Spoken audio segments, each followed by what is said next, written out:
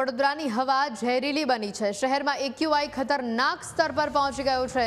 સવારે 7 વાગ્યાથી 7:30 દરમિયાન એક્યુઆઈ 200 થી 300 ની વચ્ચે જોવા મળ્યું છે। અનેક વિસ્તારોમાં હવાનું સ્તર ખરાબ શ્રેણીમાં જોવા મળ્યું છે। બાપોદમાં એક્યુઆઈ 319, મકરપુરામાં એક્યુઆઈ 323। છેલ્લા એક સપ્તાહથી અનેક વિસ્તારોમાં હવાની સ્થિતિ આટલી જ કથળેલી જોવા મળી છે। શહેરમાં નોર્મલ એક્યુઆઈ કરતાં અનેક ગણું વધુ પ્રદૂષણ છે। તંત્રની એન્ટી સ્મોગ ગન ખરીદવાની વાતો માત્ર કાગળ પર છે। શહેરના ડિવાઈડર પણ યોગ્ય રીતે નથી કરવામાં આવતા સાફ। તંત્ર પાસે સ્વીપર મશીનની અછતથી સફાઈ વ્યવસ્થા ખોરવાઈ છે। પાલિકાના પાપે નાગરિકો પ્રદૂષિત હવામાં શ્વાસ લેવા મજબૂર બન્યા છે। વધુ વિગતો મેળવીશું। સંવાદદાતા દર્શન અમારી સાથે સીધા જોડાયા છે। દર્શન, જે રીતે શહેરમાં એક્યુઆઈ દિન પ્રતિદિન વધી રહ્યો છે, છેલ્લા એક સપ્તાહથી એક્યુઆઈ ખરાબ શ્રેણીમાં જોવા મળી રહ્યો છે, આ સાથે એન્ટી સ્મોક ગનની વાત કરવામાં આવે તો એ પણ માત્ર કાગળ પર છે। રસ્તાઓની, ડિવાઈડરોની બરાબર સફાઈ પણ નથી થતી। વડોદરા મનપા આખરે કરી શું રહ્યું છે?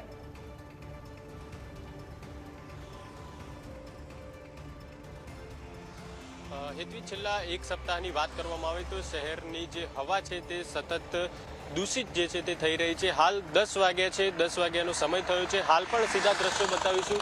હાલ જે આપ આ વડોદરા શહેરના દ્રશ્યો જોઈ શકો છો, અત્યારે પણ જે હવા છે તે પ્રદૂષિત સ્પષ્ટ જોઈ શકાય છે। હાલ પણ જે ધુમ્મસભર્યું વાતાવરણ છે તે જોઈ શકાય છે। છેલ્લા એક સપ્તાહની અંદર શહેરના એક્યુઆઈ જે છે તે 200 થી 323 સુધી જે એક્યુઆઈ છે તે નોંધાયો છે। સૌથી વધુ આ એક્યુઆઈ મકરપુરા વિસ્તારમાં જે છે તે નોંધાયો છે।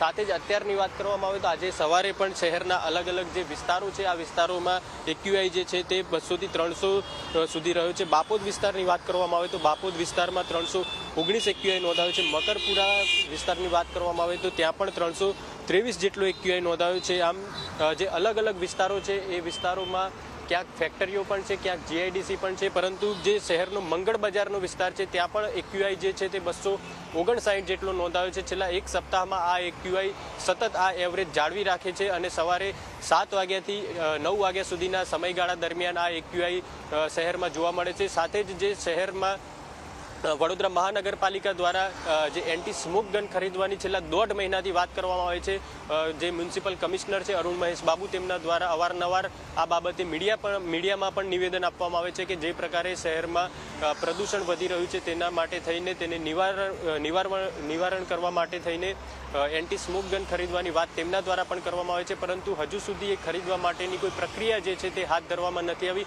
મહત્વની વાત એ પણ છે કે જ્યારે પણ આ પ્રકારની કોઈ પરિસ્થિતિ હોય, આવશ્યક જે સાધન સામગ્રી ખરીદવાની હોય, તેના માટે મ્યુનિસિપલ કમિશનરને એક આગવી સત્તા મળેલી છે કે કોઈ પણ આ પ્રકારની આવશ્યક જે સાધન સામગ્રી ખરીદવાની હોય તો તેઓ કોઈ પણ પ્રકારની ટેન્ડર પ્રક્રિયા વિના સીધા જ તેઓ આ ખરીદી કરી શકે છે। પરંતુ આ મામલે હજુ સુધી કેમ ખરીદી નથી કરાઈ તેને લઈને પણ સવાલો થઈ રહ્યા છે। અગાઉની વાત કરવામાં આવે તો ચોમાસા દરમિયાન આવા અનેક પ્રકારની ખરીદી જે છે તે કરોડો રૂપિયાની ખરીદી કરવામાં આવી હતી, ત્યારે આ એન્ટી સ્મોક ગનનો તો એટલો ભાવ પણ નથી, તો શા માટે થઈને નાગરિકોને આ ઝેરી હવા માટે મજબૂર કરવામાં આવી રહ્યા છે? બીજી તરફ જે સ્વીપર મશીન છે, સ્વીપર મશીન યોગ્ય રીતે સફાઈ નથી કરી રહ્યા, તેથી શહેરના જેટલા પણ ડિવાઈડરો છે, ડિવાઈડરની આસપાસ જે ધૂળનું જે લેયર છે, લેયર ચડી ગયું છે અને આ લેયરને લીધે અવારનવાર દિવસ દરમિયાન વાહનોની જે અવર જવર થતી રહે છે તેનાથી પણ એક પ્રદૂષણ થતું હોય છે। મહત્વની વાત એ પણ છે કે જ્યારે પણ આ પ્રકારના ધૂળના લેયરો થતા હોય અથવા તો પ્રદૂષણ વધતું હોય તો એક સામાન્ય જે રસ્તો કહી શકાય તે એ પણ વાપરી શકાય કે જે રોડ રસ્તા હોય તેને પાણીથી સાફ સફાઈ પણ કરવી જોઈએ, જેનાથી જે આ પ્રદૂષણ વધવાનું પ્રક્રિયા સતત વધી રહી છે તેમાં નિયંત્રણ થઈ શકે, પરંતુ એ પણ પાલિકા દ્વારા હજુ કરવામાં નથી આવ્યું। અને છેલ્લા 10 થી 15 દિવસની વાત કરવામાં આવે તો સતત આ પ્રકારે શહેરમાં એક્યુઆઈ જે છે તે ચિંતાજનક રીતે વધી રહ્યો છે। છેલ્લા 5 વર્ષની વાત કરવામાં આવે તો છેલ્લા 5 વર્ષમાં પણ આ એક્યુઆઈ સતત વધી રહ્યો છે।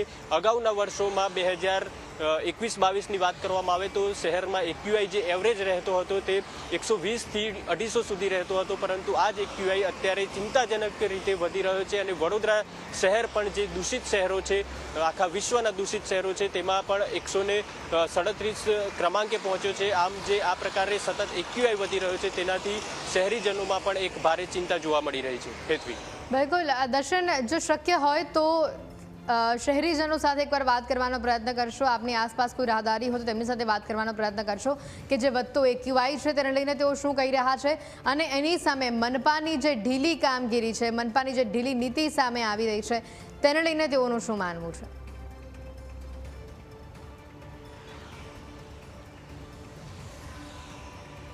હેતવી, શહેરીજનોએ પણ અનેકવાર આ મામલે રજૂઆત કરી છે. અનેકવાર તેમના દ્વારા પણ જે VMCના જે સોશિયલ મીડિયા પેજ છે તેમને ટેગ કરી અને આ વાત કરવામાં આવે છે અને તેમને જાણ કરવામાં આવે છે કે તેમના વિસ્તારમાં હવાનું પ્રદૂષણ સતત કથળી રહ્યું છે. કેટલીક વિસ્તારો એવા પણ છે કે જ્યાં આગળ GIDC વિસ્તાર હોય અથવા તો જે ઇન્ડસ્ટ્રીયલ એરિયા છે ત્યાં પણ સતત જે હવામાં જે તેમના જે ધુમાડા છે તે છોડવામાં આવતા હોય છે, તેને લઈને પણ હવા ઝેરીલી સતત બને છે. તેને લઈને પણ અનેકવાર રજૂઆતો સ્થાનિકો દ્વારા પણ કરવામાં આવી છે, શહેરીજનો દ્વારા પણ કરવામાં આવી છે. તાજેતરમાં જ ગઈકાલે હજુ બજેટ રજૂ કરવામાં આવ્યું છે. આ બજેટમાં પણ આ બાબતે કોઈ મોટી જાહેરાત હજુ સુધી કરવામાં નથી આવી અને તેમાં પણ ફક્ત વાતો જ કરવામાં આવી છે કે આ એન્ટી સ્મોક ગન ખરીદીશું, જે સ્વીપર મશીન છે તેની પણ વાત કરવામાં આવી હતી, પરંતુ આ બધું ક્યારે થશે તે હજુ નક્કી નથી, કારણ કે એક બાદ એક આ પ્રકારની સમસ્યાઓ અવારનવાર સામે આવતી હોય છે. તેવામાં હવે વધુ એક સમસ્યા વડોદરા શહેર પર આ તોડાઈ રહી છે, કારણ કે સતત જે હવાનું પ્રદૂષણ વધી રહ્યું છે, આ પ્રદૂષણથી જે શહેરીજનો છે, શહેરીજનોને પણ તેમના સ્વાસ્થ્ય સાથે આ સીધા ચેડા થઈ રહ્યા છે અને તેના માટે પણ જવાબદાર ક્યાંક VMC છે, કારણ કે VMCએ જે નક્કર પગલાં ભરવા જોઈએ, સમયે ભરવા જોઈએ, તે ભરવામાં નથી આવતા. અવારનવાર જે કરોડો રૂપિયાનો ખર્ચ અન્ય ખર્ચ કરવા માટે જે ખોટા જે કામના ના હોય તેવા કાર્યક્રમો પાછળ કરવામાં આવતા હોય તે. તાજેતરમાં જ એક કોન્સર્ટ રાખવામાં આવ્યો હતો, કોન્સર્ટ પાછળ પણ 50 થી 60 લાખ રૂપિયાનો ખર્ચ કરવામાં આવ્યો હતો. તેને લઈને પણ જે વિરોધ છે તે સામાન્ય સભામાં જોવા મળ્યો હતો, પરંતુ જ્યારે આવી જરૂરિયાતવાળી વસ્તુ હોય કે જેને તાકીદે જરૂરિયાત હોય તેને ખરીદી કરવામાં કેમ આ પ્રકારનું ઢીલી નીતિ દાખવવામાં આવે છે, તેને લઈને પણ અનેક સવાલો થઈ રહ્યા છે, કારણ કે એન્ટી સ્મોક ગનની જે કિંમત હોય છે તે કરોડોમાં તો હોતી નથી અને તે કિંમત પાલિકા દ્વારા તાકીદે ખરીદી શકાય તેવી વસ્તુ છે, પરંતુ તેના માટે હજુ સુધી કોઈ પણ પ્રકારની પ્રક્રિયા કરવામાં નથી આવી. શહેરના જેટલા પણ વિસ્તારો છે તેમાં પણ જે સિટી વિસ્તાર છે, સિટી વિસ્તારમાં કોઈ પણ પ્રકારની ઇન્ડસ્ટ્રીઝ એવી મોટી નથી, છતાં ત્યાં આગળ સતત જે ટ્રાફિક છે, ટ્રાફિકના લીધે જે પ્રદૂષણ છે, પ્રદૂષણ સતત વધી રહ્યું છે અને તે પણ એક ચિંતાજનક વિષય છે કે સિટી વિસ્તારમાં પણ જો AQI 300 સુધી પહોંચતો હોય તો આસપાસના વિસ્તારોમાં કેવી પરિસ્થિતિ હશે, જ્યાં ઇન્ડસ્ટ્રીયલ એરિયા છે ત્યાં કેવી પરિસ્થિતિ હશે, તેને લઈને પણ અનેક સવાલો થઈ રહ્યા છે.